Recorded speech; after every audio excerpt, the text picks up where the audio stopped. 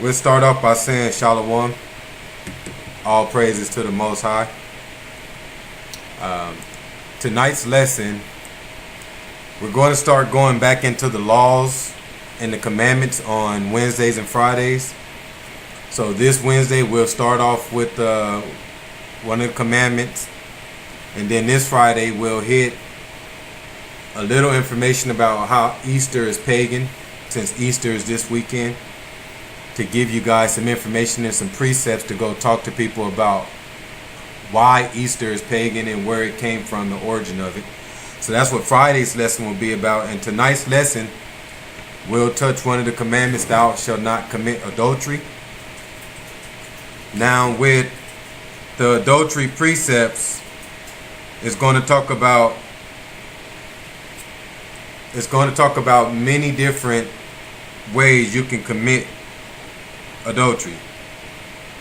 Okay, and that's what we're going to talk about tonight. A lot of people, I believe, truly have the word adultery mixed up. So that's what we're going to go over tonight. We'll go over what it can mean in many different forms. That way people just don't be stuck on what you've been taught and what you think adultery means. Okay? So, alright. See, I got, hold on. Brother KG, Sister Lily, I got 3 people texting me right now saying they cannot get on.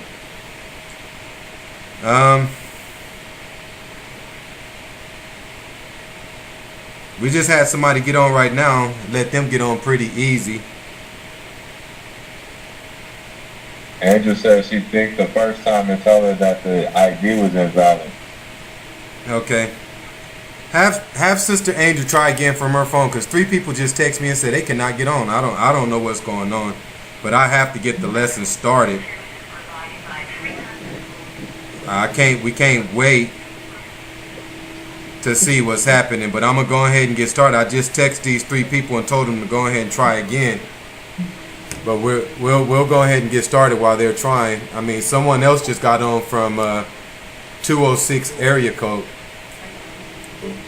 Okay. Yeah, I was gonna say it took me about 3 or 4 times to get on too. Okay, who is that? It's Kurt. That's you, Brother Kurt? Yeah. You called from your work phone? What's up? It got you in as a 206 area code. Is that your work phone? Nah, I'm on my regular phone. It wasn't even if I had to do it like, man, a bunch of times before I got back on. That's not good. All right. Well, that's just all Satan. So we'll go ahead and get started, though. I don't know what's going on. It's usually not that hard. It could be something happening on the conference calls in also. You guys just hold tight. Let me log back off, and then I'll log back on and see if that would help everybody else get on. Everybody just hold tight. That's the only thing I can think of, is I can try that once and give everybody a chance to hold on. So it should take about a minute. So you guys just hold tight. Y'all can talk to each other. Hold tight.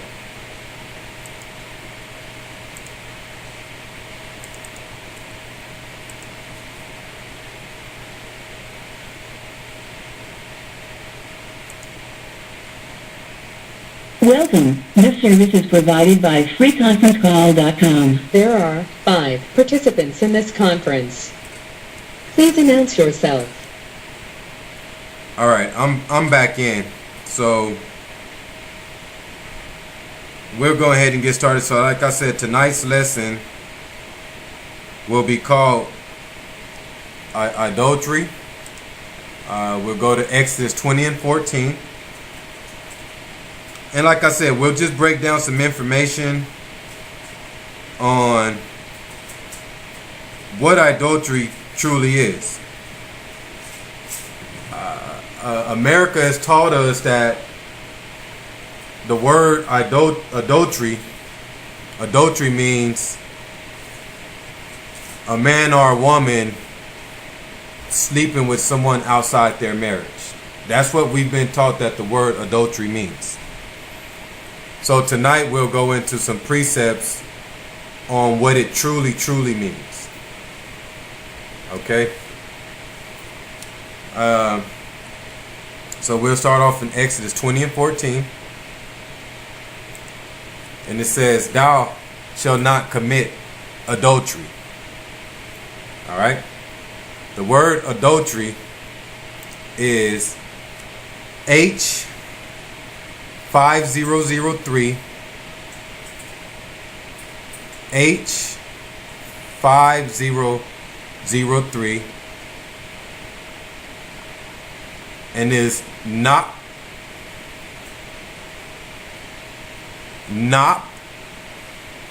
which is NAAP. Not. And it means to apostatize, commit adultery, woman that breaketh wedlock. Let me read it again. H5003 means apostatize, adulterer, commit adultery, woman that breaketh wedlock. All right. Hold on. Let me just tell these people they can call my phone. That way they can be on the line because they keep texting. I'll just put them on three-way.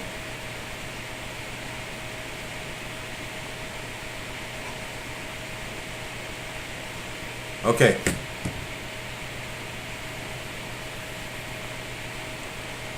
So adultery, the word apostatize, the Webster Dictionary is to abandon one's profession or church, to forsake principles of faith which one has professed. All right, apostatize means to abandon one's profession or church, to forsake principles or faith. So anyone who is not following the King James Bible is apostatizing, which is adultery.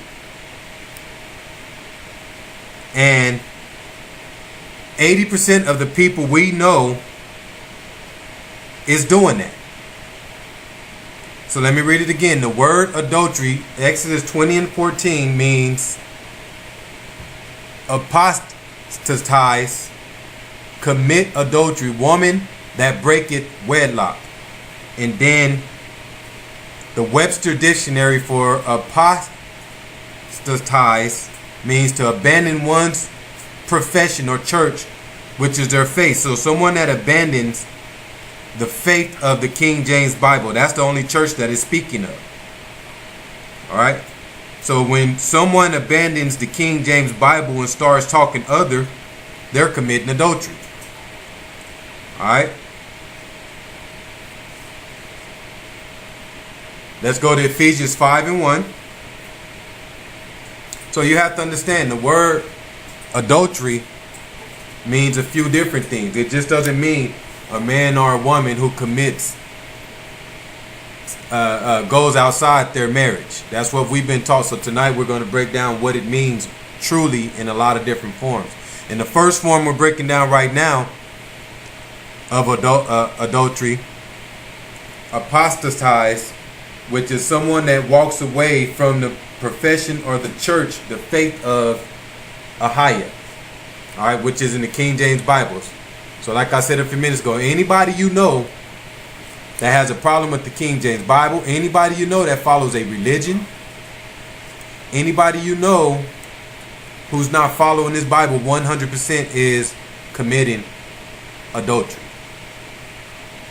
Ephesians 5 and 1 reads,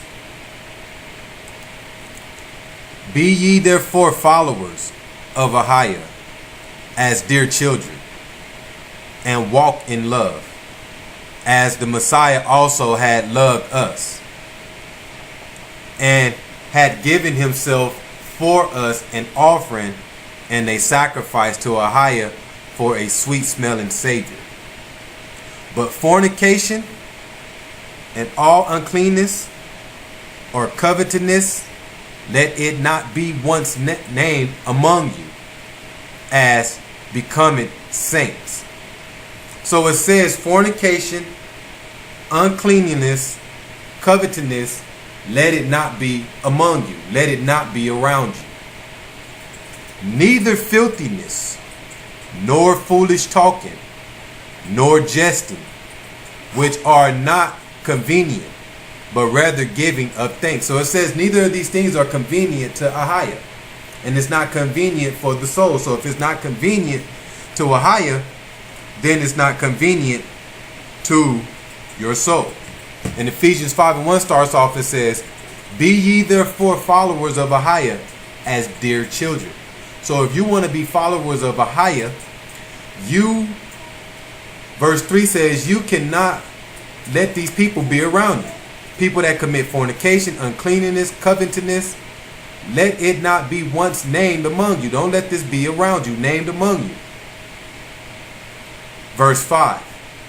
For this ye know, that no whoremonger, no unclean person, nor coveted man who is an adulterer had any inheritance in the kingdom of Yeshua and of Ahiah.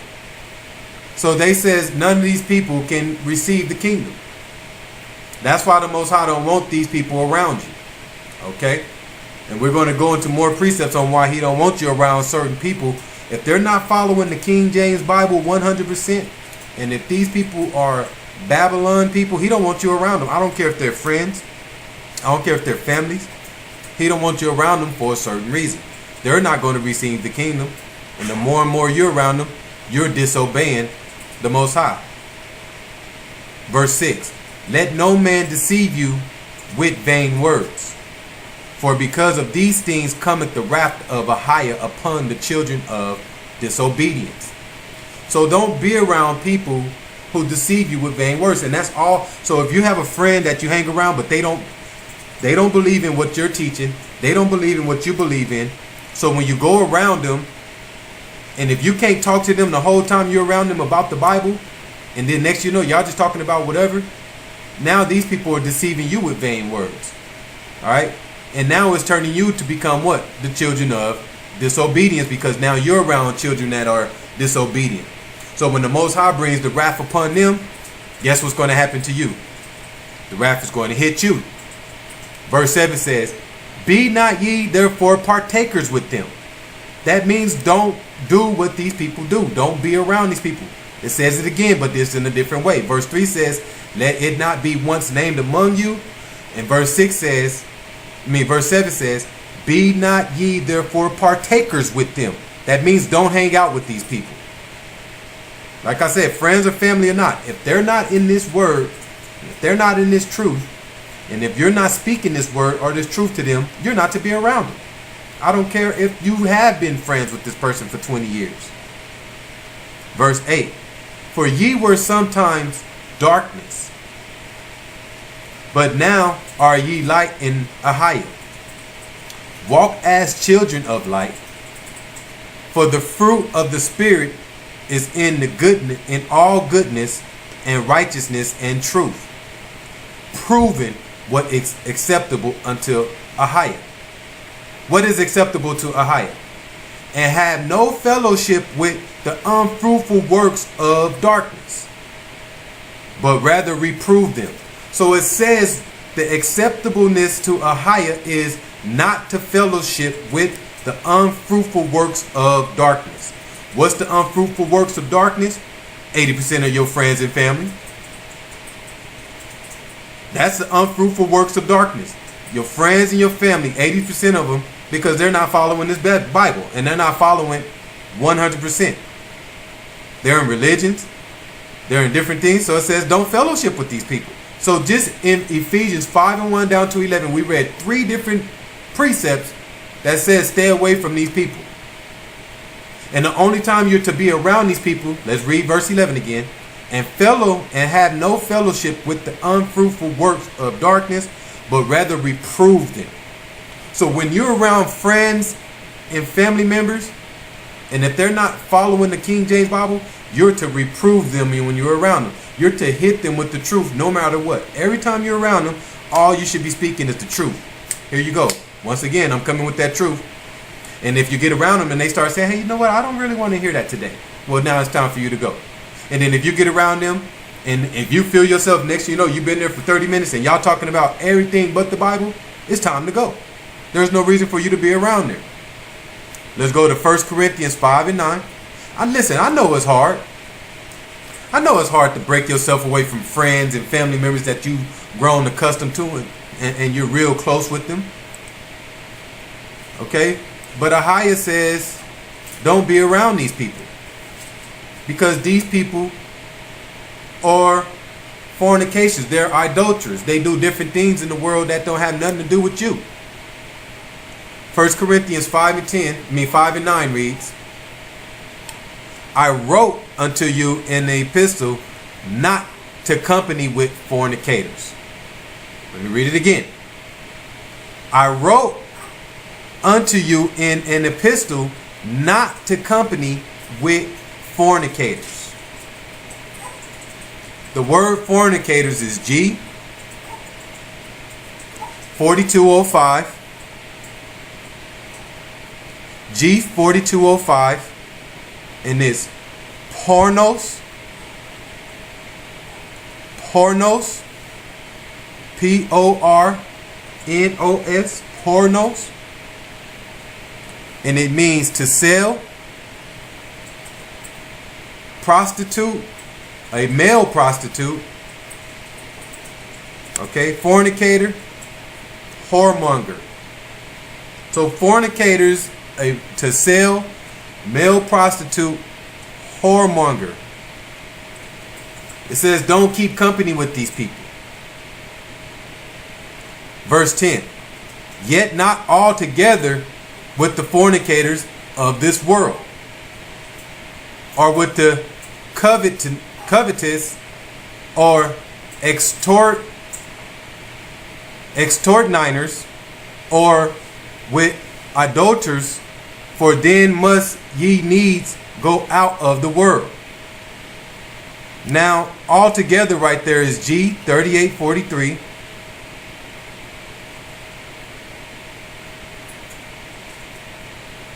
G 3843. And it's pantos,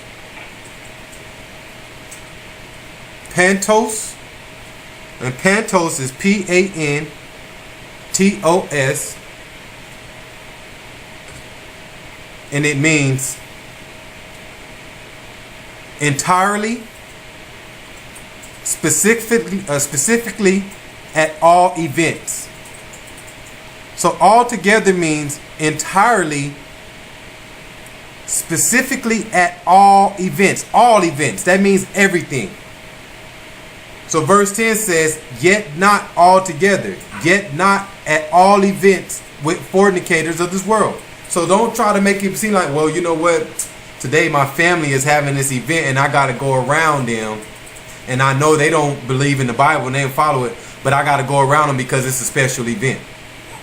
Right here it says altogether. Altogether, I don't want you around these people. I don't want you to have nothing to do with them. If you can't go to them and show them what you've learned in the King James Bible, you're not to be around these people. Not at all. Verse 11. But now I have written unto you not to keep company. He says it again. Don't keep company with these people. If any man that is called a brother be a fornicator, or covetous, or an adulterer, or a railer, or a drunkard, or an extortioner, with such and one know not to eat. For what have I to do to judge them also that are without? Do not ye judge them that are within? But them that are without a higher judge. So it says them that are without a higher is going to judge them. Therefore put away from among yourselves that wicked person. So it says put away the wicked person that's not following after the King James Bible. If they're not following after the truth, if they're not trying to wake up and save their soul the way you're trying to walk, you're not to hang around that wicked person. Because this person is idolatry. This person is not.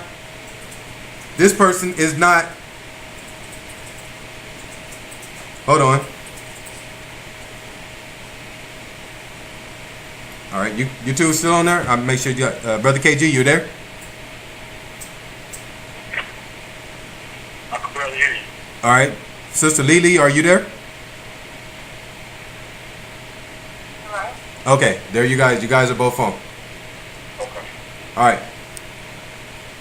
So 1 Corinthians 5:13 says, put away that wicked person from among you. Get away from anybody that's wicked. Who is the wicked person? The wicked person that's not following the King James Bible.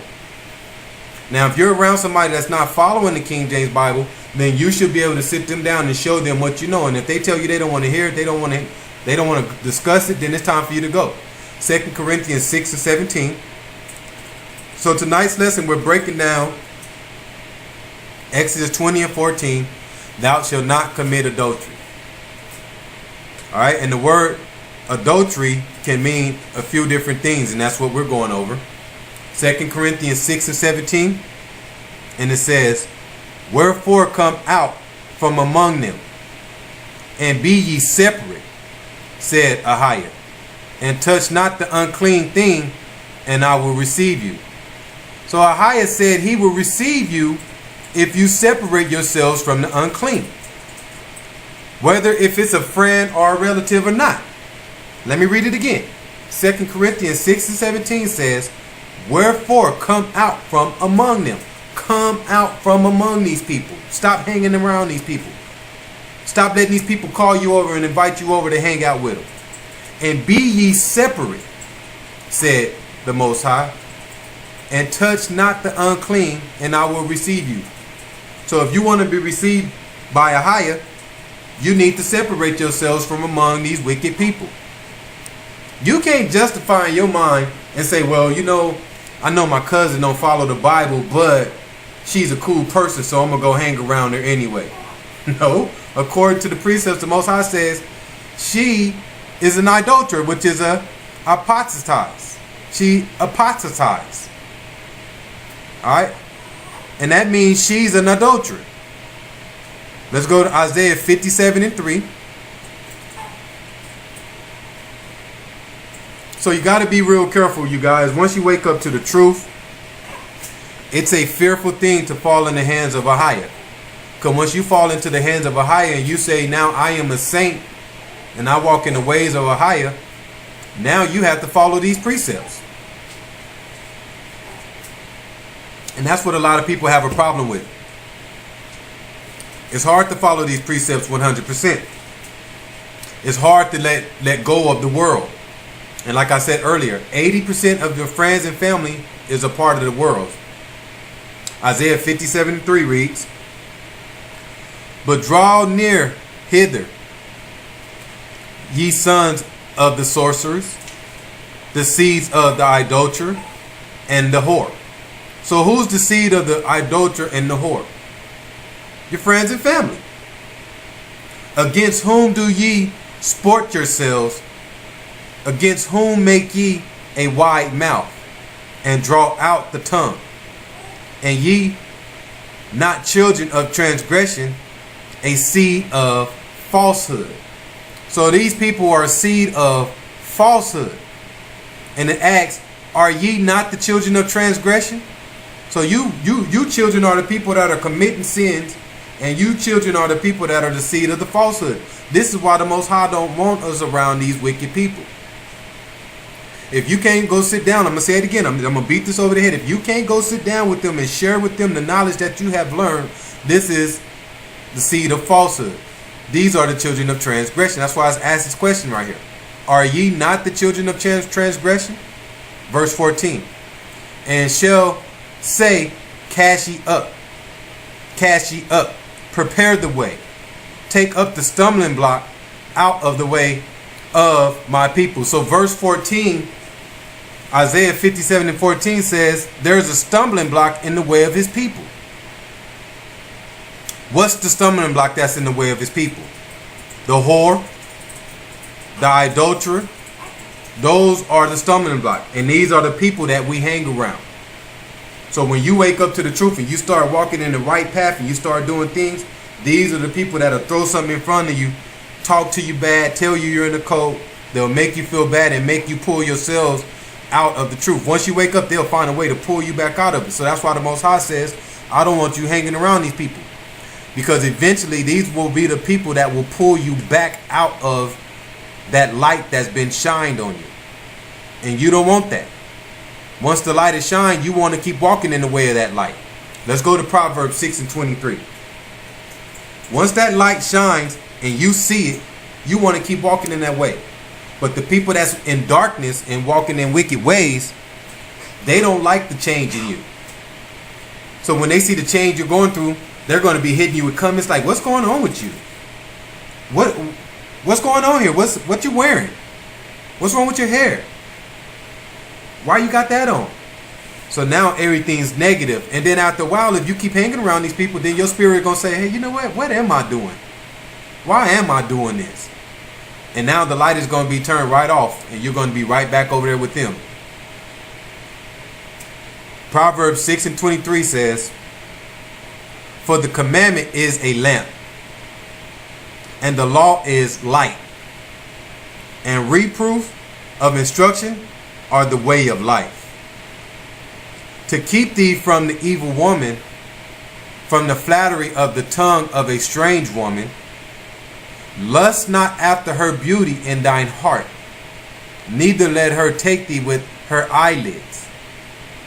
For by means of a whorish woman, a man is brought to a piece of bread, and the adulteress will hunt for the precious life.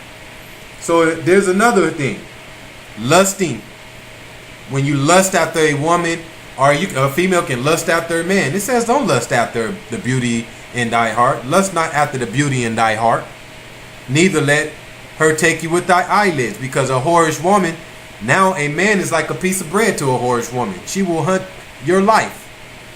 She will hunt the precious life that you have, because she's an adulteress. All right. But we're going to come back to these precepts right here, and we're going to break this down at the end of the lesson. But the first part, verse 23 says, for the commandment is a lamp, and the law is light. All right. So the commandment, we're reading the commandment tonight, and the commandment is your lamp. Okay. And the law is light, and reproof of instructions are the way of life. So when you get reproof, you should be happy. Women, when you get reproof from your husband, you should be happy that you have somebody there that's willing to take the time to pay attention to your spirit and your soul and give you the reproof to guide you in the right track. Versus letting you become haughty and doing what you want to do and going down the wrong road. Now you got a man who can give you reproof and say, no, you're doing that wrong. Hey, let's go back this way. Same with you, men, like we talked about last week when we talked about the order of the spirit. Yeshaya comes down and punches us in the head and say, hey, what's wrong with you? Get yourself together. Why? Because we're all servants to who? Ahia. Yeshaya is a servant to the Father, and we're servants to Yeshaya. So therefore, we're all servants to Ahia. At the end of the day, we all worship one person, and that's Ahia. All right, let's go back to Exodus 20 and 14. So one way to commit adultery is to abandon one's profession. All right, apostatize. To abandon one's profession or the principles of faith. That's one way to commit adultery. So somebody that's not committed to the Bible and following the laws and the commandments, he's committing adultery. All right, let's go into the second way.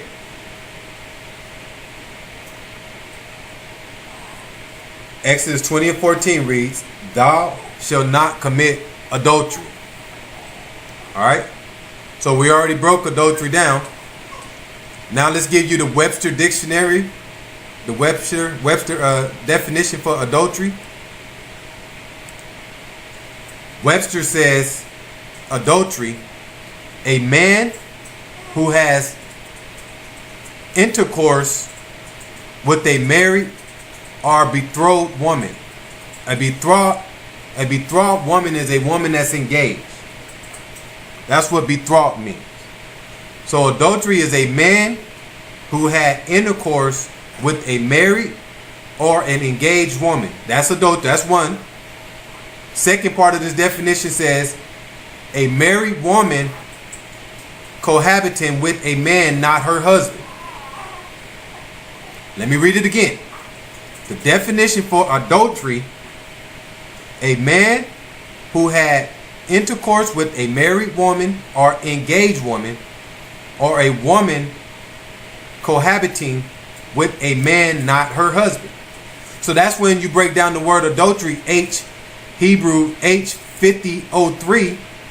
It also says in there that H5003 not means to commit adultery, woman that breaketh wedlock. And see, we've been taught that the word adultery means any person, a man or a woman that goes outside of their marriage. That's not what this says. That's what America's taught you. America's taught you that the word adultery means a man or a woman that goes outside their marriage. No. The Hebrew definition H5003 says a woman that breaketh wedlock. Not a man, a woman. And then when I give you the definition for adultery, it says a man who had intercourse with a married or an engaged woman, and then a woman cohabiting with a man not her husband. Same thing. So let's break down adultery for a man. We're going to go first for adultery for a man. So we just read right here in the definition said a man who has intercourse with a married or engaged woman. That's adultery for him. Let's go to Leviticus 20:12. So now we'll break down all the ways a man can commit adultery outside of the first one that we broke down, which was not following the King James Bible. Anybody can commit adultery in that way. But now we're going to break down all the ways a man can commit adultery. Okay? Leviticus 20:10 says, "And the man that committed adultery with another man's wife, even he that committed adultery with his neighbor's wife, the adulterer and the adulteress shall surely be put to death." That's one way that a man can commit adultery. But we just read that in the definition. Any man that sleeps with a married married woman or an engaged woman. So that's the first one. Number 2, verse 11. "And a man that lieth with his father's wife had uncovered his father's nakedness. Both of them shall surely be put to death. Their blood shall be upon them." That's 2. "And if a man lie with his daughter-in-law, both of them shall surely be put to death. They have wrought confusion. Their blood shall be upon them." That's 3. "If a man also lie with mankind," so if a man lie with another man, "as he lieth with a woman, both of them have committed an abomination. They shall surely be put to death. Their blood shall be upon them." All right. So 1, 2, 3, 4. That's 4 ways that a man can commit adultery. Let's go into 5. Verse 14. If a man take a wife and her mother, it is wickedness. They shall be burnt with fire, both he and they, that there be no wickedness among you. So if a man sleeps with his wife and the mother, that's adultery. That's 5 of them. Number 6, verse 15. "And if a man lie with a beast, he shall surely be put to death, and ye shall slay the beast." All right. That's common sense. Come on now, that's nasty. That's 6. Number 7.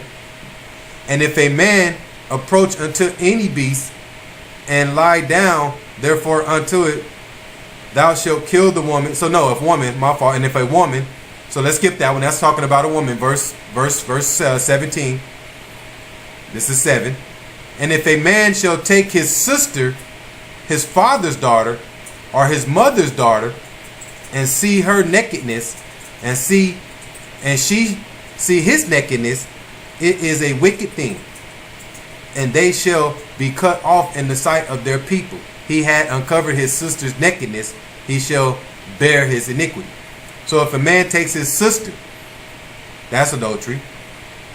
And if a man shall lie with the woman having her sickness, this is 8, and shall uncover her nakedness, he had discovered her fountain, and she had undiscovered the fountain of her blood.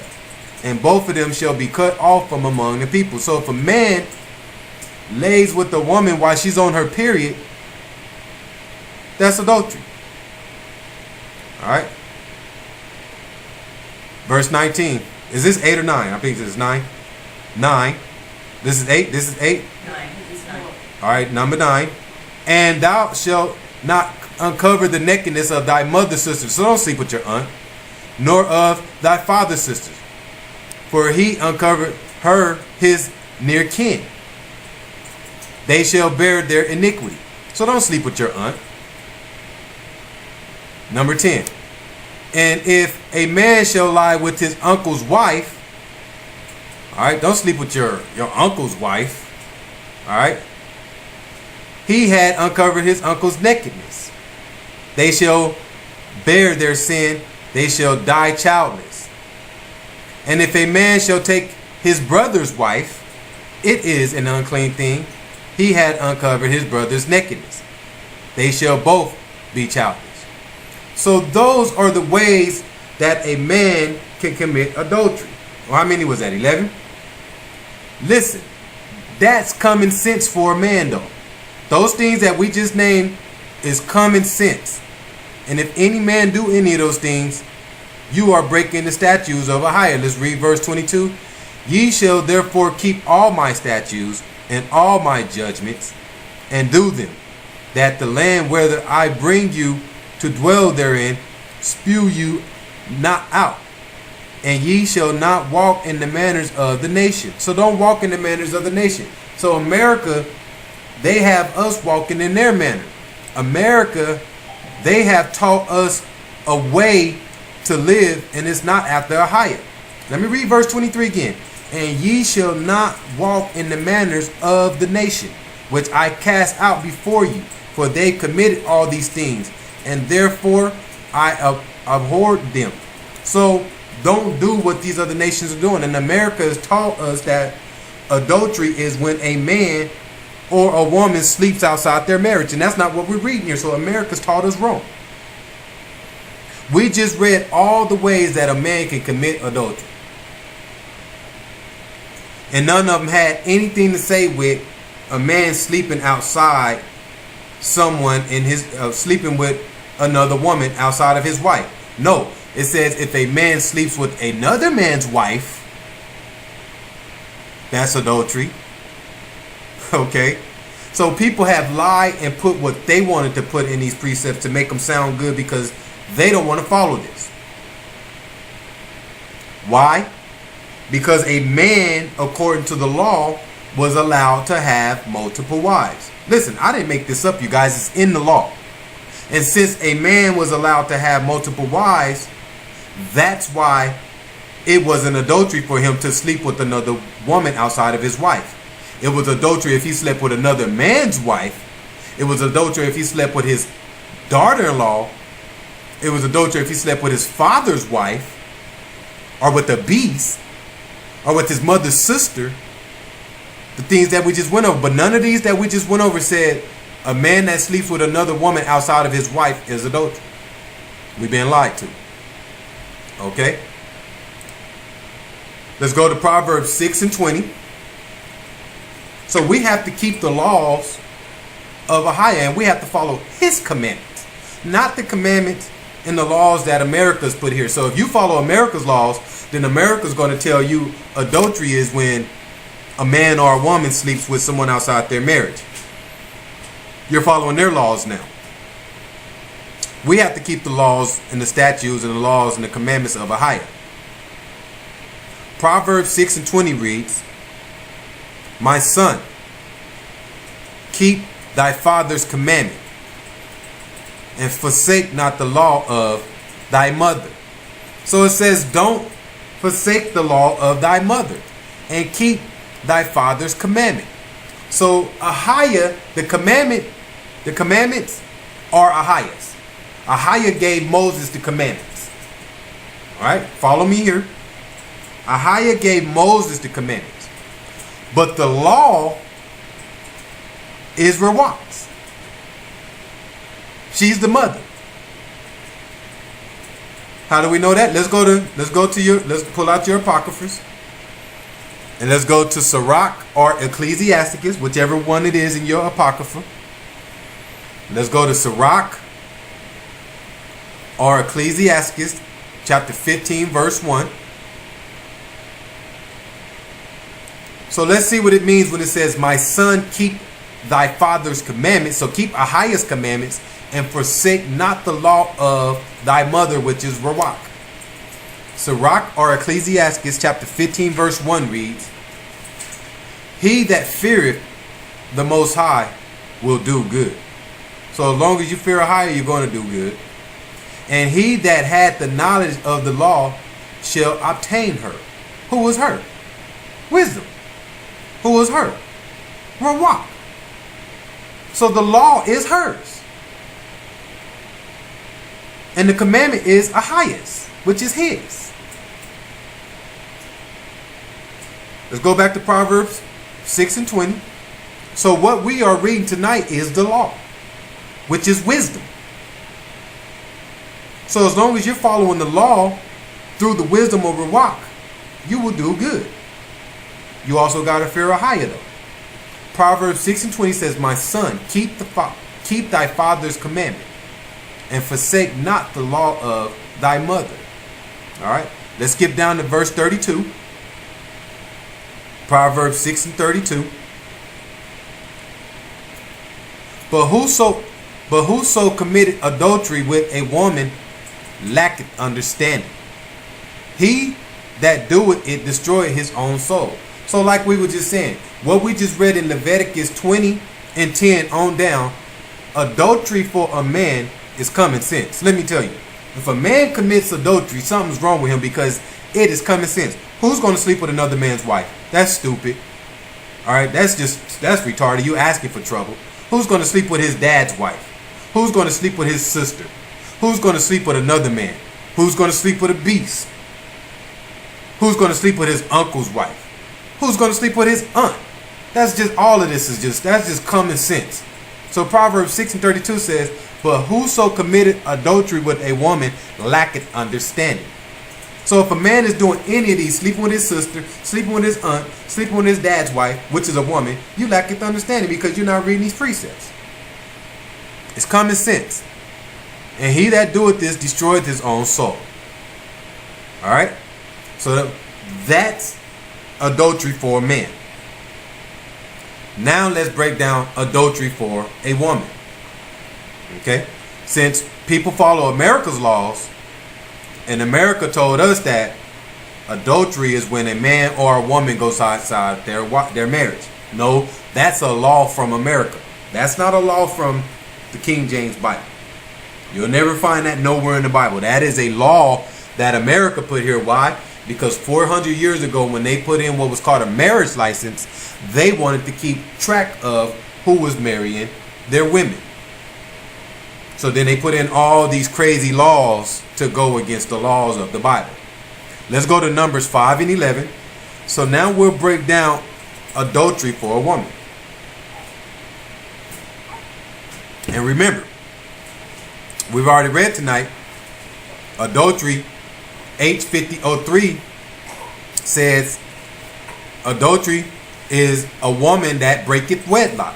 And then the definition for adultery is A married woman cohabitating with a man not her husband. That's adultery for a woman. Now we're going to hit the precepts. Numbers 5 and 11 reads, And the Most High spake unto Moses, saying, Speak unto the children of Israel, and say unto them, If any man's wife go aside and commit a trespass against him, and a man lie with her carnally means flesh, and it be hid from the eyes of her husband, and be kept close, and she be defiled, and there be no witness against her, neither she be taken with the manner, the spirit of jealousy come upon him, and he be jealous of his wife, and she be defiled. Or if the spirit of jealousy come upon him, and he be jealous of his wife, and she be not defiled. So it tells you right here, and the Most High spake to Moses, saying, Go speak to the children of Israel and say to them. So this is a law. This is a commandment from the Most High. Go speak to the children of Israel and tell them, if any man's wife go aside and commit trespass against him, and a man lay with her carnally. So if a woman goes and lay with another man outside of her husband, it brings in what's called the law of jealousy. So we're going to kill two birds with one stone. So now, in relationships, the women, you get jealous over another woman. If you see your man talking to a woman, or if you see your man conversating, he might be over there talking to this woman about some truth and trying to wake her up, and you get jealous and you're looking at him like, what are you doing? How is that possible when the law of jealousy is only when a man catches his wife sleeping outside of the relationship? That is the only time someone is to get jealous in a relationship. This is the law of jealousy that we're reading right here. And the law of jealousy breaks down only when a woman goes aside of her husband and sleeps with another man, which is adultery, and it's the law of jealousy. Because she's committing adultery, now the man has the right to be jealous, which is the law of jealousy. But other than that, nobody can be jealous. So men, if your wife is not committing this sin, then you can't be jealous of her. And then women, you just can't be jealous at all. Why? Because Ahiah is a jealous power. He's the only person to be jealous. Remember that. He says it too many times in his Bible, I am a jealous power. So if he's a jealous power, and then we got everybody down here getting jealous, now we just got a lot of emotions going on. That's too many emotions for Ahiah. So that's why he broke down the law of jealousy. And the only time the law of jealousy is to kick in is when a man's wife goes outside of him. Let me read it again. Verse 11. And the Most High spake unto Moses, saying, Speak unto the children of Israel, and say unto them, If any man's wife go aside and commit a trespass against him, and a man lie with her carnally, and it be hid from her husband's eyes, the eyes of her husband, and be kept closed, and she be defiled, and there be no witness against her, neither she be taken with the manner, and the spirit of jealousy comes upon him, and he be jealous of his wife. Let's skip down to verse 29. So from verse 14 through 29 just talks about what happens to this woman once she commits this. She has to be taken to the priest, then the priest takes it to the Most High, then certain things just happens to the woman. That's what we're skipping. Verse 29 says, This is the law of jealousy. When a wife go aside to another instead of her husband, and is defiled, or when the spirit of jealousy come upon him, and he be jealous over his wife, and shall set the woman before the Most High, and the priest shall execute upon her all this law. So when she does this, then the husband shall set the woman before the Most High, and then the priest or the elder or whoever will execute upon her all this law. Verse 31. Then shall the man be guiltless from iniquity, and this woman shall bear her own iniquity. So the law of jealousy is when a woman goes outside of her husband. And that's also adultery for a woman. So adultery for a woman and adultery for a man is two completely different things. But America has taught us that they are the same thing. The only way a man and a woman can commit adultery the same way is by us not following the King James Bible. So if a woman doesn't follow the King James Bible, my wife, and then if I don't follow the King James Bible, now both of us is committing adultery the same way. That's the only way we can commit adultery the same way. But it's impossible for a man and a woman to commit adultery the same way through the relationship of their marriage, because it's completely different. According to the precepts, a man has 11 ways that he can commit adultery, and none of them has anything to do with him sleeping with another woman. Now, yes, another woman that's married or another woman that's his aunt or his sister, yes. But if it's another woman that's not married or engaged or not his sister or aunt or nothing like that, he's not committing adultery. But a woman, if she does the same thing, commits fornication or something, or sleeps with a man that's not her husband, then that's adultery. Let's go to Proverbs 6:34. Just going over these precepts because we have to know, you guys, in order to get salvation, you have to know all this stuff. And you have to know it correctly. Alright? So like I said earlier, so if a man commits adultery, it's due to his lack of understanding. That means he just don't have the proper understanding, so that's why he's committing adultery. And that's why we're hitting these precepts tonight. That way we can make sure everybody gets on the right page. Proverbs 6:34 says, "For jealousy is the rage of a man." Why is jealousy the rage of a man? Because he found out that his wife slept with another man. What we just read in Numbers 5 and 11 down to 31. The law of jealousy is when a woman goes outside of her man. So Proverbs 6:34 says, "For jealousy is the rage of a man. Therefore he will not spare in the day of vengeance." He ain't gonna spare nothing in the day of vengeance. When he finds out that his woman just slept with another man, he is gonna be upset, and there's vengeance to pay. Verse 35, "He will not regard any ransom." How you gonna pay him off? How the wife? Well, honey, I'm gonna go buy you something. Yeah, you just caught me with somebody, but let me go buy you a new car. No, he will not regard any ransom, and neither from the dude. Neither will he rest content. All right. So the man is never going to rest after he finds this out. If he sees his wife cheating on him, he can't rest. All right. Though thou givest many gifts. Though thou givest many gifts. So you can't give him many gifts to sit his mind at ease.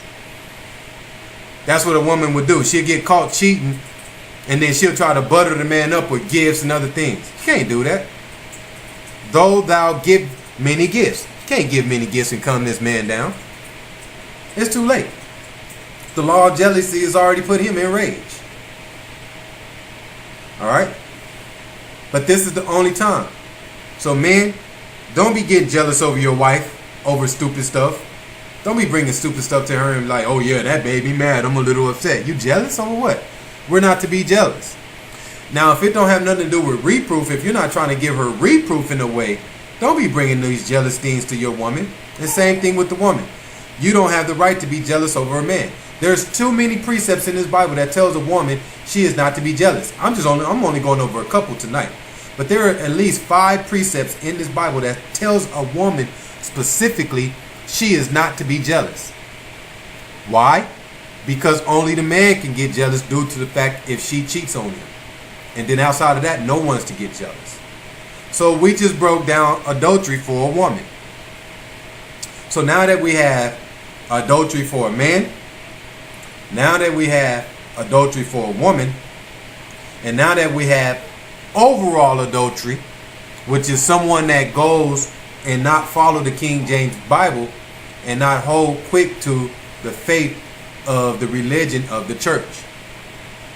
So now let's break down a couple of precepts that people try to go to and tell you that's adultery. When you talk to some people and they think they know the Bible, they be like, well, let's go here. Let me show you somebody. David committed adultery. No, he didn't. Let's go to 2 Samuel 11 and 2. Because there's so many people you're going to talk to that's going to try to tell you that David committed adultery. Solomon committed adultery. No, they didn't. Show me in this King James Bible where it says Solomon committed adultery and David committed adultery. Even tonight, even somebody online tonight, if you can show me somewhere where it says David or Solomon committed adultery, then I'll say, whoa, I'll say, wow. But that's not what the Bible says. But this is what many people will say when you go talk to them. If you go talk to somebody tomorrow about this, they're going to tell you, no, David did. Oh, that's a wicked person. Why? Because they're not following this law. They're following a completely different law. Let's find out what David did. Let's clear it up. 2 Samuel 11 and 2. And it came to pass in an eventide that David arose from off his bed and walked upon the roof of the king's house. And from the roof he saw a woman washing herself. And the woman was very beautiful to look upon. And David sent and inquired after the woman. And one said, is not this Bathsheba, the daughter of Elam, the wife of Uri the Hittite? And David sent messengers and took her. And she came in unto him, and he lay with her. For she was purified from her uncleanness. So when she laid with David and slept with David, she was unclean because she was a Hittite. But the moment she laid with the righteous man, she was pure from her uncleanness. And she returned unto her house. And the woman conceived and sent and told David and said, I am with child. So David was on top of the roof one day and seen Bathsheba, a good-looking woman, and sent his messengers to go get her. All right, and she was the wife of Uri or Uriah. All right, she was the wife of him, so she was already married. So from what we just read, David is doing what? He's committing adultery because she was already married. Verse 27. Skip down to 27. And when the morning was past, David sent and fetched her to his house. And she became his wife and bare him a son. But the thing that David had done displeased the Most High. So this is what people read. They read it and they stick with that. Like, David, he got another wife and he made the Most High mad. The Most High is upset with David. And that's where they stop at. So David committed adultery because he had another wife. No, it never said that. It never said that the Most High displeased with David because he had another wife. Let's find out what the Most High said. Let's go to 2 Samuel 12 and 7. See, this is what happens when people don't hit precept upon precept, line upon line, here a little, there a little. They just read one part and say, yeah, David got in trouble with the Most High. He committed adultery because he had got another wife. So that's why you can't have multiple wives. You're like, who? Where does it say that in the Bible? Because I want you to break that down for me. Don't say that nowhere in the Bible. Let's see why the Most High was displeased with David. 2 Samuel 12 and 7 says, And Nathan said to David, Thou art the man. Thus said the Most High, Ahiah of Israel. I anointed thee king over Israel, and I delivered thee out of the hand of Saul. And I gave thee thy master's house and thy master's wives into thy bosom, and gave thee the house of Israel and Judah. So it says right here, the Most High anointed David to be the king of Israel and delivered him out of the hand of Saul, and gave him the master's house and gave him the master's wives. If this say I gave you the master's wife, the master's wives, I gave you all of his wives. So if the Most High gave David wives, what is he committing adultery on then? Let's find out. The middle of verse 8. And if that had been too little, I would moreover have gave unto thee such and such things. Wherefore hast thou despised the commandment of the Most High. So what did he despise? What did David do? To do evil in his sight. Thou hast killed Uriah the Hittite with the sword, and hast taken his wife to be thy wife, and hast slain him with the sword of the children of Ammon.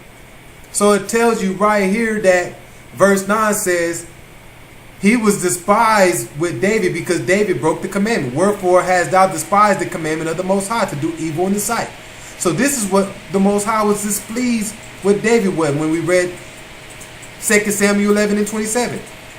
David had done to displease the Most High. What was displeased?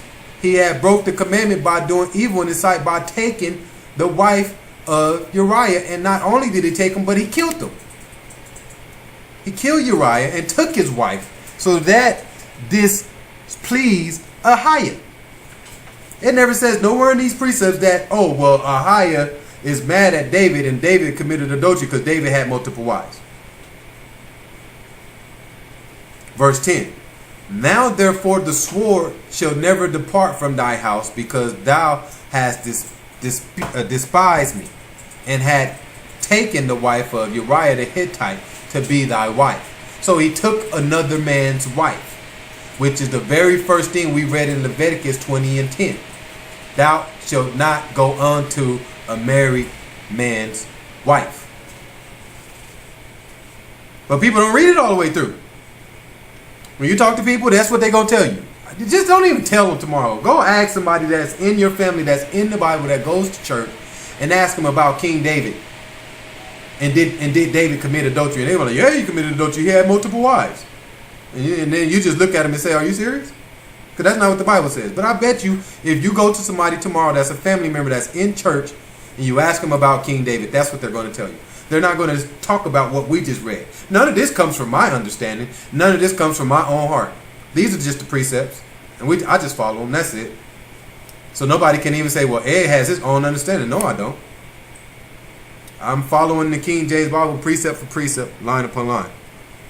Now let's talk about Solomon, his son. Because Solomon is the next person. Solomon had over 1,000 wives, so he the main person that people be like, Solomon committed adultery. So let's talk about it again. Let's go to 1 King 11 and 1. This is the first person that when you go talk to people about adultery in the Bible, Solomon is the first person that's going to come up. Oh yeah, Solomon committed adultery big time. He had over 1,000 wives. The Most High was angry with Solomon. Well, we're going to find out why Ahiah was angry with Solomon. Let's see, because we just broke down David, so let's break down Solomon. 1 King 11 and 1. But King Solomon loved many strange women. Okay. Didn't we already break down strange women in Proverbs earlier? Remember earlier we was reading in Proverbs, and we already broke down what it was speaking of strange women. I want to say when we was reading in Proverbs, let me go back to it real quick. Proverbs 6, when it's talking about Proverbs 6 and 24 says, to keep thee from the evil woman, from the flattery of the tongue of a strange woman. That's what Proverbs 6 and 24 says. So it tells us to keep away from the strange woman. All right, that was a commandment from the Most High to tell us to keep away from the strange woman. Solomon didn't do that. All right, 1 King 11 and 1 says, but King Solomon loved many strange women, together with the daughter of Pharaoh, women of the Moabites, Ammonites, Edomites, Zidonians, and the Hittites, and of the nations concerning which the Most High said unto the children of Israel, ye shall not go into them, neither shall they come in unto you. So the Most High had already warned us not to mess with these strange women. But Solomon didn't listen. He messed with the strange women. All right. For surely they will turn away your heart after their gods. Solomon clave unto these in love. So the Most High didn't want us messing with these strange women, because he says they will turn your heart after their gods. This is the reason why he didn't want us messing with those strange women. Verse 3. And he had 700 wives, princesses, and 300 concubines, and his wives turned away his heart.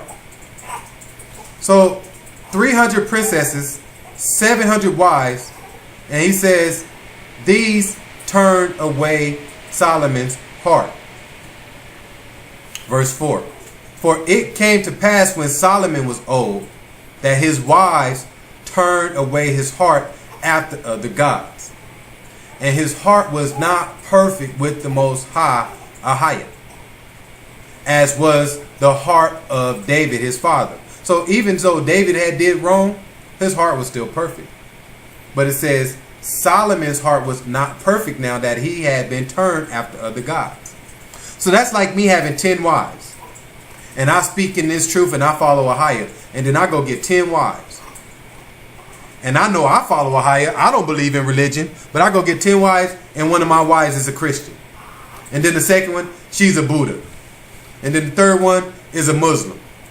And the fourth one is a Catholic. How am I going to have all these different wives that's in all these different religions? It's impossible. Because after a while, if I got a Catholic wife, a Buddha wife, a Muslim wife, and a Christian wife, after a while, I'm going to be supporting their gods. They're my wives. They living in my house. If I'm supporting them and I'm letting them keep those gods, now I'm going to be following after those gods after a while.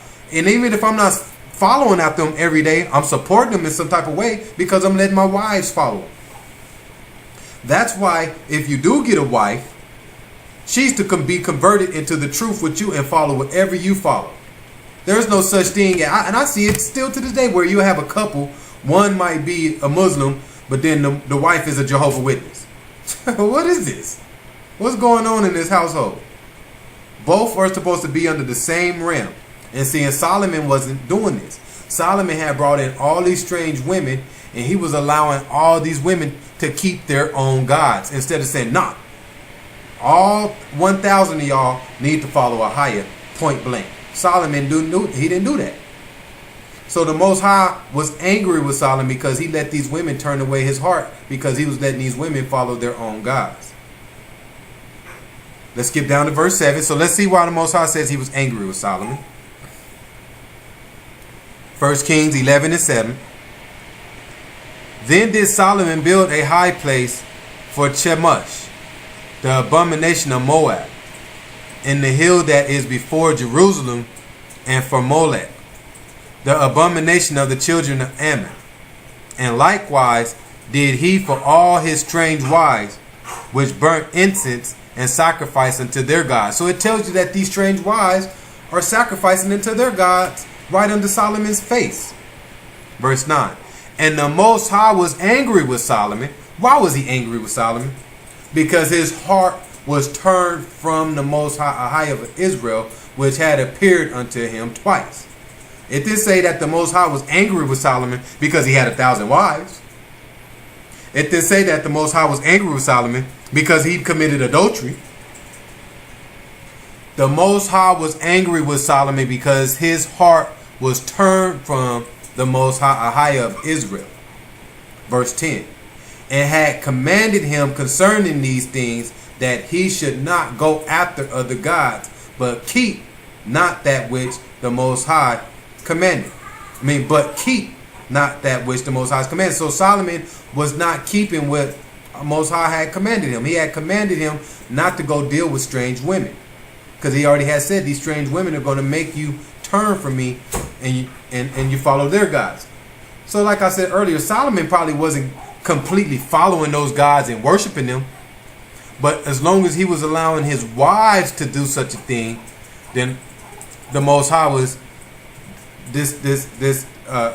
displeased with him, and he despised them because of it. Okay, but when people read these precepts, they'll tell you that Solomon committed adultery, and the Most High was angry with him because he had multiple wives. And it don't say that nowhere in these precepts. And that's how you know a lot of people don't have the correct understanding of the precepts. You guys, just try it tomorrow. Don't believe what I say. Go test it out for yourself. Go ask somebody tomorrow about King Solomon. And the first words that are going to come out of their mouth, oh, he was an adulterer. The Most High got upset with him because he had multiple wives. It don't say that nowhere in these precepts. So that's why we got to be very careful, you guys. And you can't justify what you want to justify in the precepts. So some people, they'll read these precepts and they don't like what the precepts say. They don't want to hear it. So then they'll justify it and twist it into a way to where it sounds good for them. And the Most High says in Revelations at the end of the Bible, ye are not to take anything from this Bible, and you are not to add anything to this Bible. Because if you do, there's going to be problems. Let's go to Revelations 22 and 18. You got to be real careful, you guys. Because some people, like I said, they'll read these precepts and say, oh, you know what, I don't like that. I'm not going to follow that. Just like a lot of the women, they see it in the Bible. They see the precepts where it says a man in the law is allowed to have multiple wives. But they like, I'm not going to follow that. Says who? Well, the Bible says it, it's a law. How are you just going to justify what to do? Revelations 22 and 18. And it says, for I testify unto every man that heareth the words of the prophecy of this book. If any man shall add unto these things, Ahiah shall add unto him the plagues that are written in this book. So if anybody take anything from this book and add what he wants to add from it, so if somebody read the precept and be like, well, that's not what that says, it says this, and they add something to it to make it sound like what they want it to sound, then the Most High says, I'm going to add to you the plagues of this book. Alright? So that's why you got to be careful, you guys. Don't do that. Follow the precepts the way it is written. Don't add nothing to it. Alright? The next part. 19. And if any man shall take away from the words of this book, if any man shall take away from the words of the book of this prophecy, Ahiah shall take away his part out of the book of life, and out of the holy city, and from the things which are written in. So if anybody say, all right, well, I'm going to follow 8 of the commandments, because those other 2 commandments, I don't believe in those. I ain't following those. Then the Most High says he's going to take your part out of the book of life. Who are you to read the commandments and the laws and then say, well, I'm not going to follow that. I'll follow this part, but that part, that don't fit in my life. So therefore, since it don't fit in my life, I'm not going to follow it. Most High don't like that, you guys. All right? That's not good at all. Okay? Let's go to Jeremiah 5 and 7.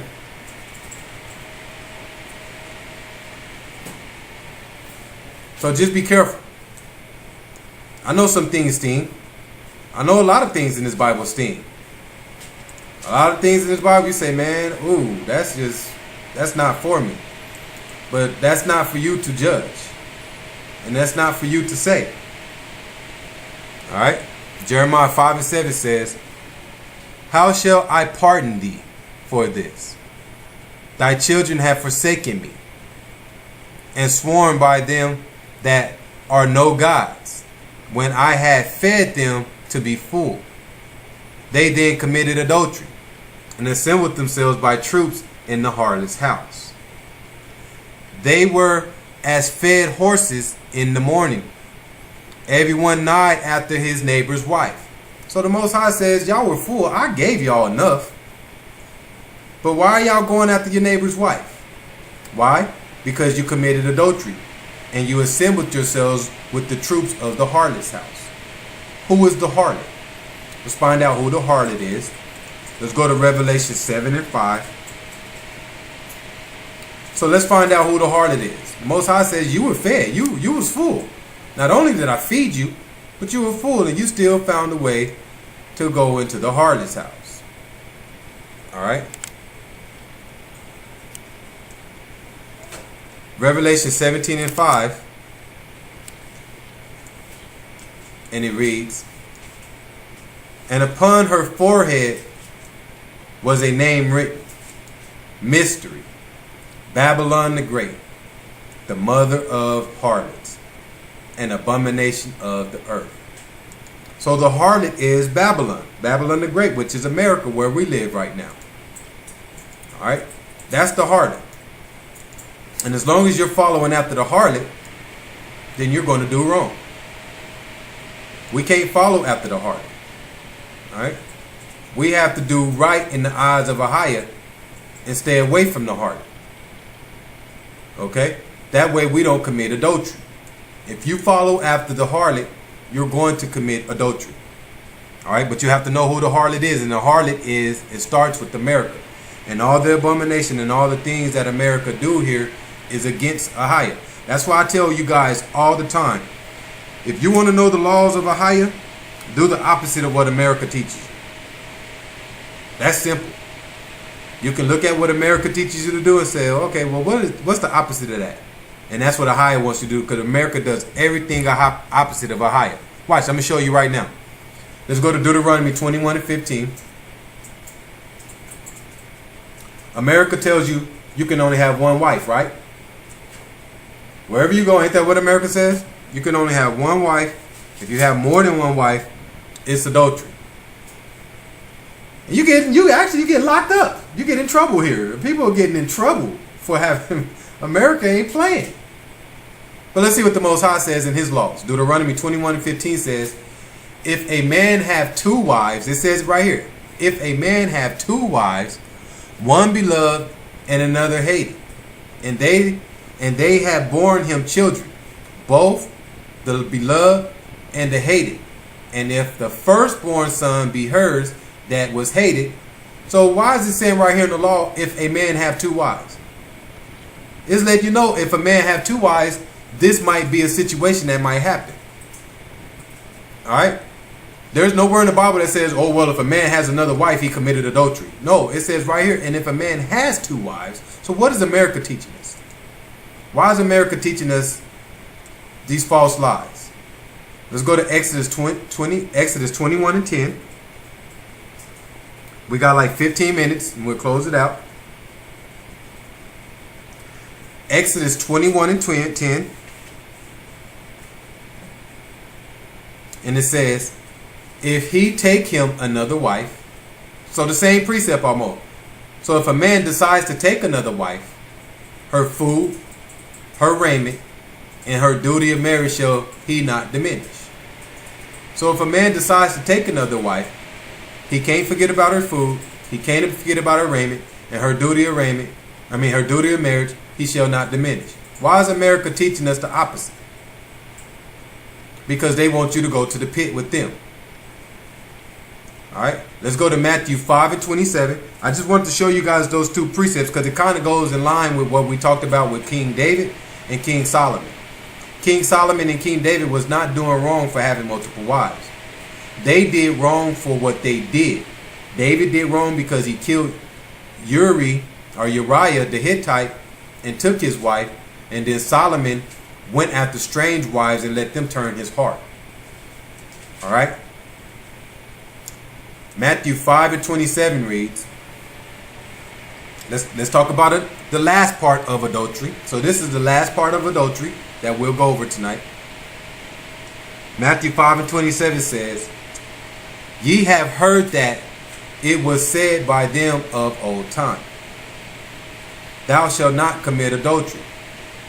But Yeshua says, but I say unto you, that whosoever looketh upon a woman to lust after her had committed adultery with her already in his heart. So Yeshua says, I'm going to add to this adultery thing. And what did Yeshua add? He added to the adultery in the New Testament, whosoever looketh on a woman to lust after her had committed adultery with her already in his heart. But this is the same for a woman. So if a woman is lusting after a man and looking upon him in a way to where she shouldn't be looking at him, she's committing adultery also. So now we're going to break down a few scriptures on lust. Because lusting, when you lust after somebody and you're looking upon somebody, staring upon somebody in a way you shouldn't be staring upon them, it's adultery, whether you believe it or not. So Ahia says, be careful when you do this. So if a woman walks by you in a short skirt or some tight pants, don't be all staring at her. Why are you staring at her for 2 minutes? Why are you watching her every movement until she gets out of your sight? That's adultery. if a woman walks by you in a short skirt or tight pants or something, once you see that, you're to glance the other way. She's already committing adultery for wearing them tight pants and that short skirt anyway. Why? Because the Most High says his women are not to wear that type of stuff. That's why the Most High wants the women wearing what? Long dresses. The Most High says he do not want the woman wearing men's clothing, which is pants. Why? Because the pants show off your inner parts. Pants shows off your curves. So that's why the Most High says, I want the woman not to dress as a man. I want her to wear the long skirt so it's not showing off your body parts like that, to give the man a reason to lust. So the woman that's wearing that short skirt and the woman that's wearing those pants is now committing adultery herself. All right? And then a man that's lusting after the woman when she walks by, losing his dang mind, can't keep his eyeballs in his socket, it's adultery. Same with the woman. A man walk by, all buff, muscle shirt on, and you losing your mind, adultery. Let's go to James 1 and 12. So lust is another form of adultery. All right? And we got to be real careful, you guys, because it's easy to lust upon things. James 1 and 12 says, blessed is the man that endured temptation. So blessed is the man that survives temptation.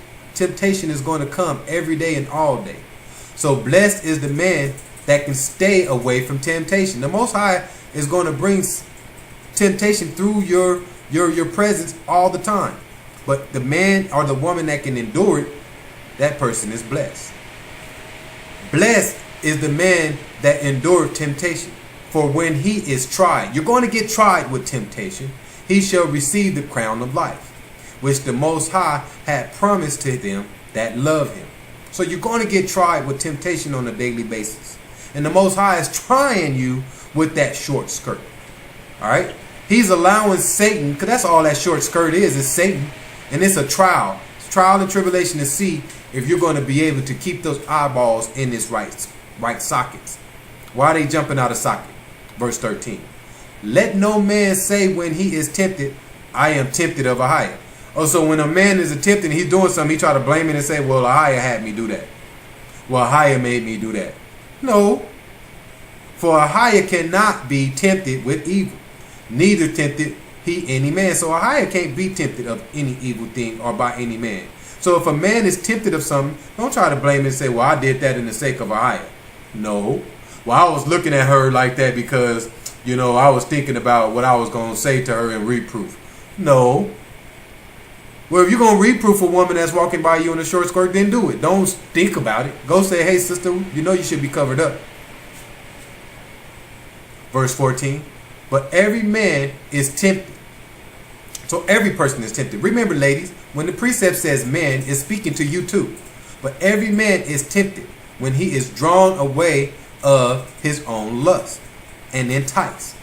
So this is why the Most High don't want us hanging around wicked people. This is why the Most High don't want us hanging around people that are not doing what you're doing. Because they can draw you away and entice you to do things through temptation, and now you're lusting on something. Let me read 14 again. But every man is tempted when he is drawn away of his own lust and enticed.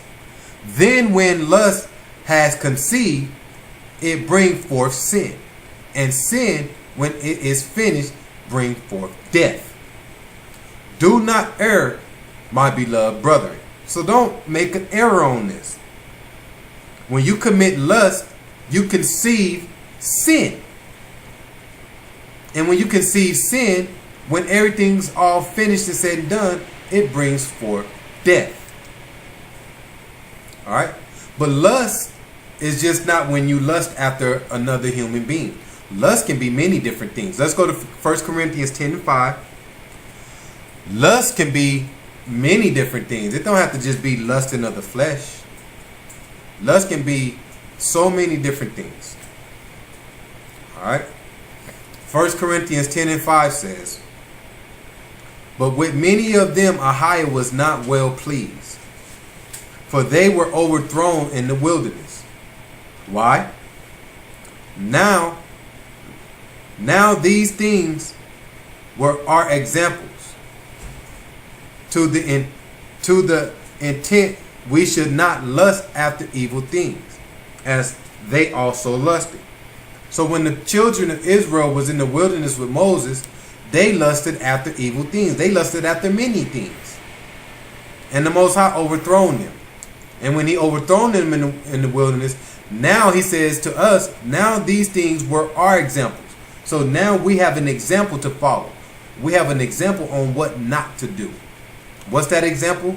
Follow this Bible, and this Bible will tell you what the people did wrong in the Bible so you don't do it. To the intent we should not lust after evil things, as they also lust. All right. Last precepts of the night. Let's go to Galatians 5 and 16.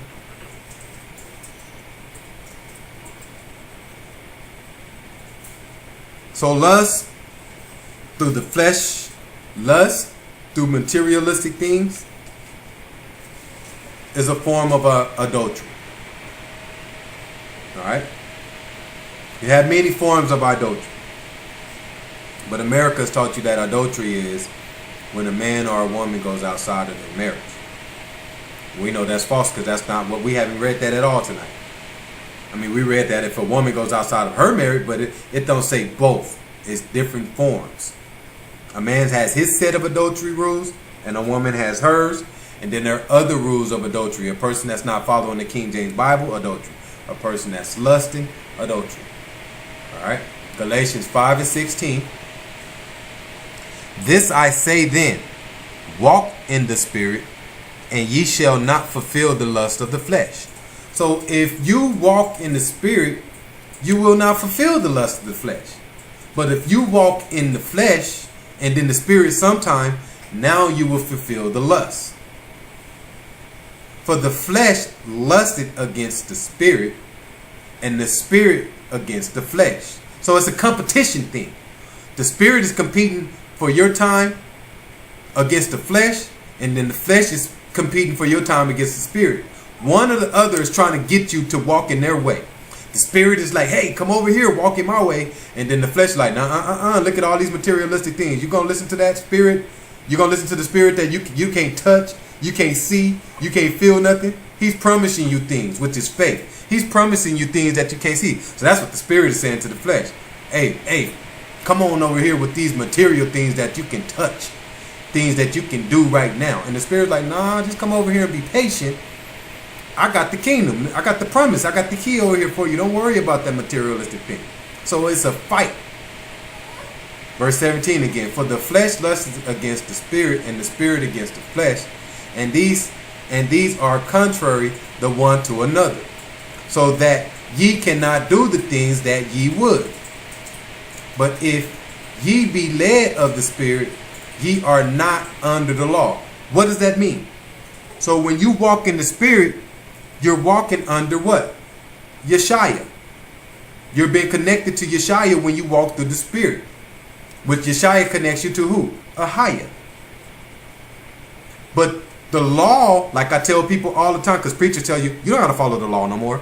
Nah, come on now. When you wake up every day, that flesh of yours has to follow something.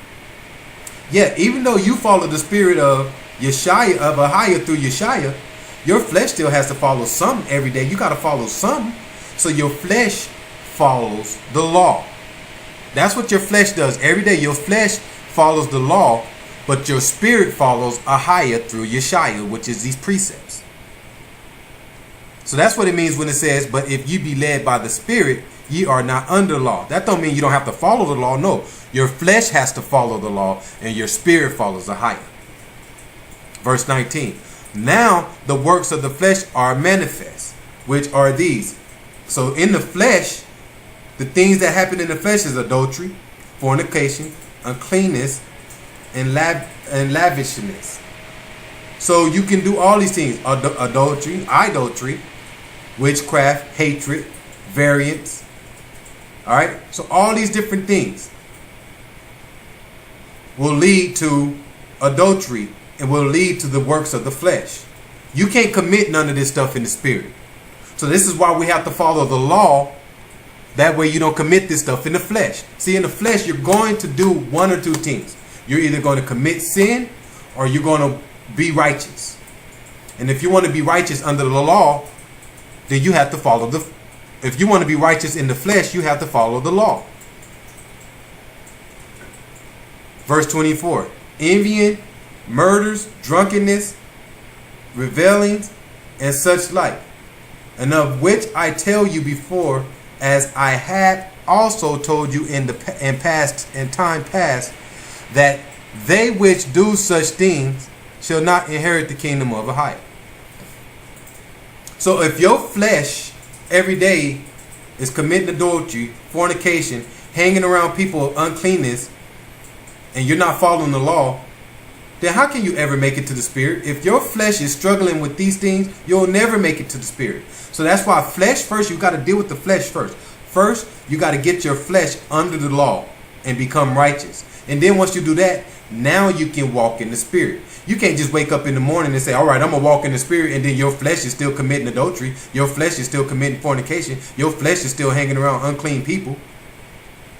It's impossible. It's impossible for you to hang around unclean people and commit fornication, but then yes, say, I walk in the spirit. No, you have to clean up the flesh first, get the flesh to walk under the laws, get the flesh to become righteous.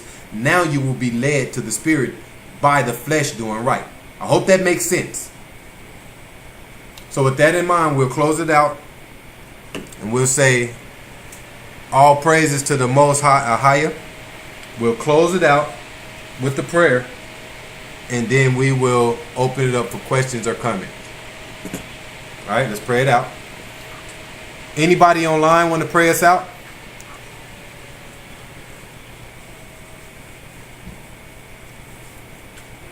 Brother CJ? Yeah, I do. All right, go ahead. Okay.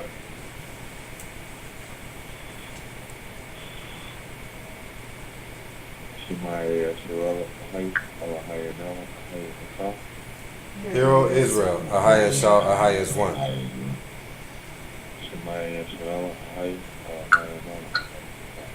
Hero Israel, Ahia Shah, Ahia is one. Okay, well I thought it was Brother CJ. That was you though, Brother James, huh? Yeah. Okay.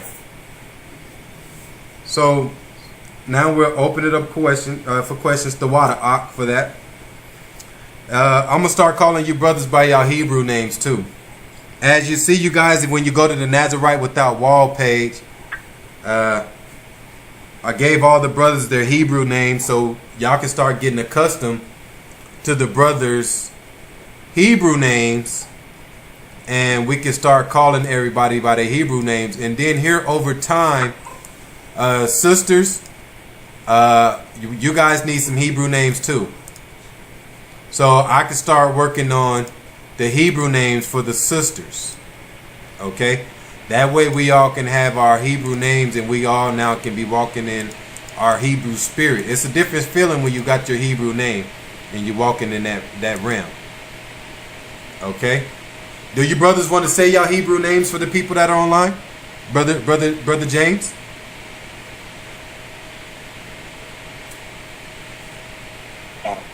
Yaquan. Okay, so Yaquab. So Brother James' name is Yaquab, and the name James is just the Greek name for Jacob. So that's why James' name is Yaquab. Brother CJ, you want me to say it for you? Yeah, you can say that. All right, brother CJ name now is it gets a little tricky, but brother CJ's name, his middle name is Josiah. Okay, so brother CJ's middle name is Josiah, and Josiah in the Bible is Ya'ah Shah Yahweh. Let me say it again. Ak Ya'ah Shah Yahweh. All right. So that's how you say Josiah in Hebrew. Let me say it again. I know it's long. Ak Ya'ah Shah Yahweh. All right. Brother KG, y'all might not be able to hear him. He's on the phone. Brother KG, you remember yours?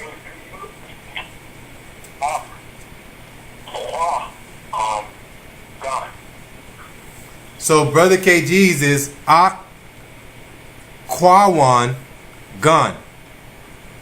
Kwawan Ak Kwawan Gun.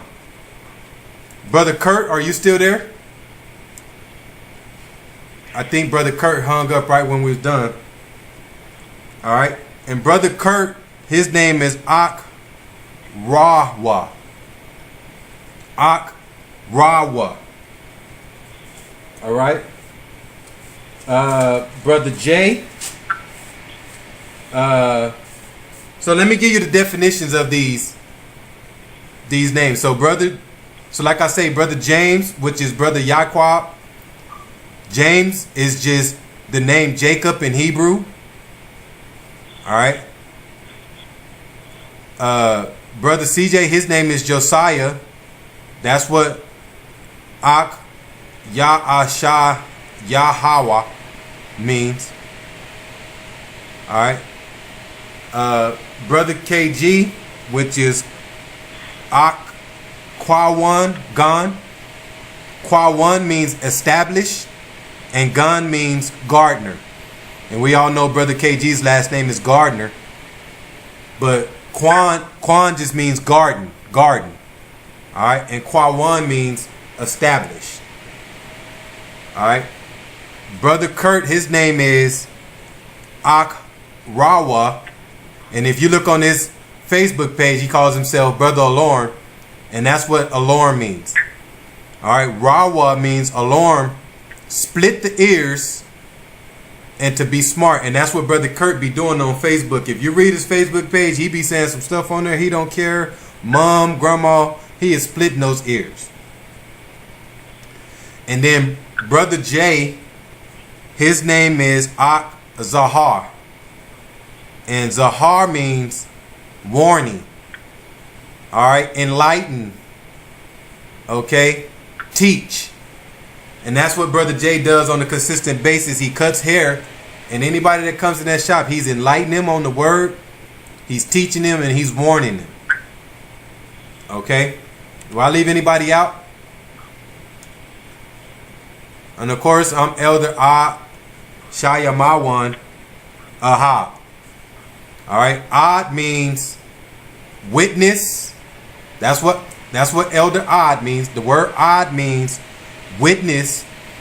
Shayamawan means wilderness. All right. Wilderness. And then Ahab means love. All right. Which that's my full name. My name is Ed, which is in the Bible, which means Ad, which is witness. Shayamawan is my middle name, which is Shimon, which is in the Bible, which means wilderness. And my last name is Love, which is Ahab, which means connection to a higher. That's what love means in the Bible. Love means connection to a higher. All right, so my whole name is in the Bible, and I don't think my mom knew what she was doing when she did it, but all praises to the Most High.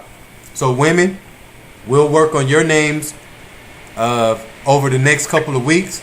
If any woman has a suggestion on what she thinks her name should be, text me and we'll work on it, and I'll look up the names and I'll look up what it means in the Strongs, and then we'll break it down. But if a woman says, hey, I don't know what my name should be, then text me also, and then I'll go into the Bible and I'll base it off the traits that I think you have, and I'll give you your name.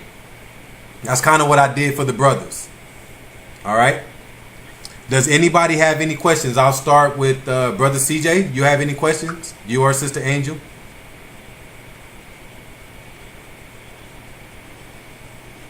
No, we don't have any questions. Water. All right. Sister Tanesha.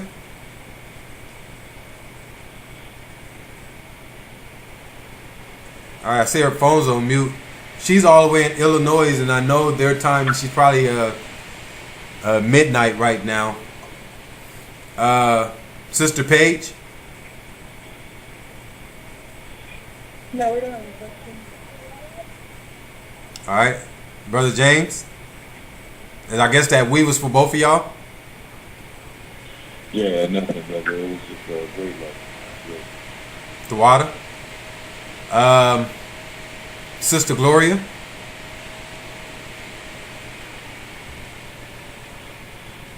Okay, I know Sister Gloria's at work. Sister Erica. No, sir, I don't have any questions. Okay, Brother KG. We all good here. All right, Sister Rachel's with you. Yeah, she's here. Okay. All right, you guys. With that in mind, we had 2 new numbers online tonight, and I don't know what was going on with the line. You guys, we had a Seattle number. So did anybody invite anybody from Seattle? We had a Seattle number online, and then we had a Los Angeles number online. But when we started when I got kicked out in the beginning of the lesson, and we lost that Los Angeles number. And then we probably had more people trying to get on tonight, but a lot of people said they was having problems getting on. I know Sister Erica couldn't get on, Brother KG, you couldn't get on, and Sister Lily, she couldn't get on. So all 3 of y'all called in. So I'm sorry for the inconvenience, and it just sucks because Satan is busy, and it seems like we had more people trying to get on the line tonight, and they couldn't get on. So hopefully that's not the same problem come Friday. But all praises to the Most High Ahaya and Layala Tawab. That means everybody have a good night. Shalom. Shalom.